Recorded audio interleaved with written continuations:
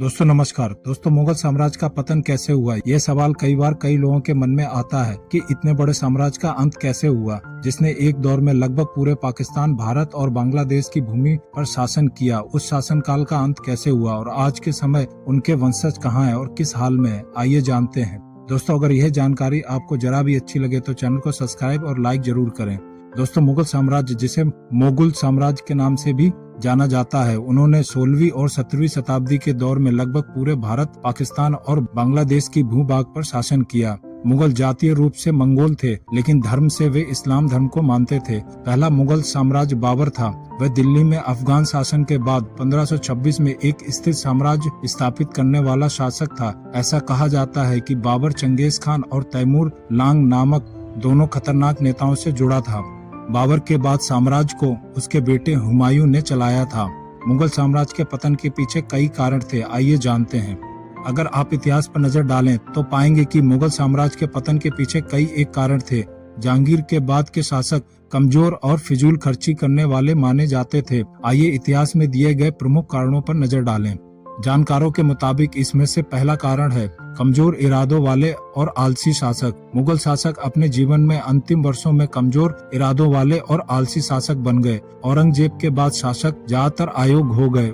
उनका अधिकांश समय शराब और औरतों में बर्बाद हो जाता था। वे अपना दरबार चलाने में इतने आलसी हो गए थे कि उनकी आकर्षक आदतें और भोग विलासिता के प्रति प्रेम में उन्हें बहुत बुरे शासक बना दिया।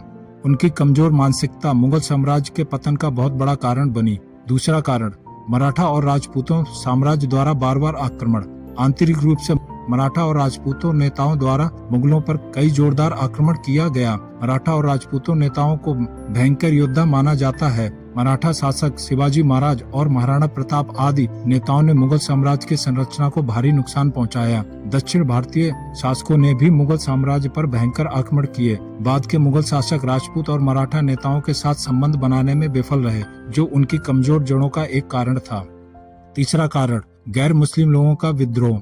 गैर मुस्लिम लोगों के खिलाफ औरंगजेब की सांप्रदायिक नीतियों ने उनके साम्राज्य को बहुत नुकसान पहुंचाया। औरंगजेब ने हिंदू, बौद्ध और जैन धर्मों के हजारों प्राचीन मंदिरों और मूर्तियों को नष्ट कर दिया। इतिहासकारों के मुताबिक इनके कुख्यात सोमनाथ मंदिर, विश्वनाथ मंदिर, मथुरा हम्पी मंदिर, एलोरा मंदिर आदि कई महत्वपूर्ण मंदिरों को नष्ट कर दिया गया, जिससे हिंदू और गैर मुस्लिम लोग उनके उदार रवैये से नाराज हो गए और उनके खिलाफ होना शुरू कर दिया। चौथा कारण, विदेशी ताकतों द्वारा बार बार हमले। मुगल साम्राज्य पर कई अफगान शासकों ने हमला किया। इनमें से नादिर शाह ने 1939 में दिल्ली को खतरनाक तरीके से लूटा। इसके अलावा तुर्कों और अन्य अफगान शासकों के बार बार हमलों ने मुगलों की सालों पुरानी ताकत को तोड़ दिया। पांचवा कारण, राजकोष पर दबाव। मुगलों को भारत के कई विरासत स्थलों के वास्तुकार के रूप में जाना जाता था, लेकिन इन स्थलों के निर्माण में बहुत पैसा खर्च हुआ। शाहजहां के शौक ने साम्राज्य की वित्त को खत्म कर दिया। जानकारों के मुताबिक भोग विलासिता की वस्तुएं, गहने, हरम आदि भी मुगल साम्राज्य के पतन का कारण थे। उनके अनावश्यक निवेश ने उनकी सैन्य शक्ति को बर्बाद कर दिया। व्यापार, कृषि और निर्यात आयात बिखर गए। छठवां कारण, ईस्ट इंडिया कंपनी। अंग्रेज 1600 ईस्वी के बाद हरकत में आए। वे व्यापारी के रूप में भारत की धरती पर आए, लेकिन जल्द ही उन्होंने अपनी मजबूत सैन्य रणनीति से पूरे देश पर कब्जा कर लिया। मुगल अपनी हैसियत को अंग्रेजों के बराबर नहीं रख पाए। ईस्ट इंडिया कंपनी ने फारूक सियार के साथ बिना ब्याज दिए व्यापार करने के लिए एक समझौता किया। इन कुलीन अंग्रेजों ने मुगल साम्राज्य की कमजोर स्थिति को समझा। 1800 के दशक के बाद मुगल साम्राज्य का पतन अनिवार्य था। सातवां कारण, 1857 का महान विद्रोह। 1857 का विद्रोह साम्राज्य के लिए आखिरी झटका था।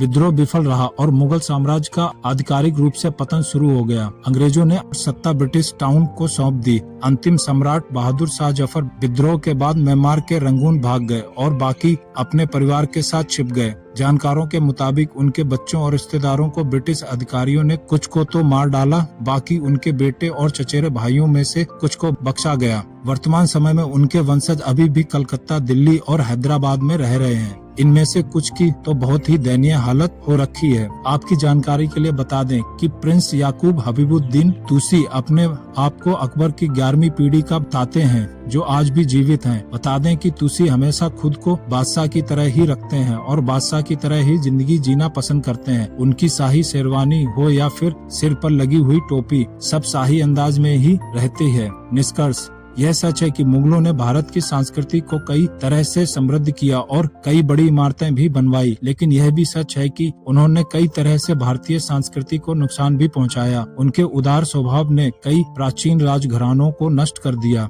उनके एक आदेश से हजारों प्राचीन इमारतें, मंदिरों और गैर मुस्लिम धर्म स्थलों को नष्ट कर दिया गया। करदाताओं के द्वारा दिया गया धन विलासिता पर बर्बाद हो गया। भारत की वास्तविक संस्कृति भी प्रभावित हुई। मुगल साम्राज्य के पतन के साथ ही इतिहास में एक नए युग की शुरुआत हुई।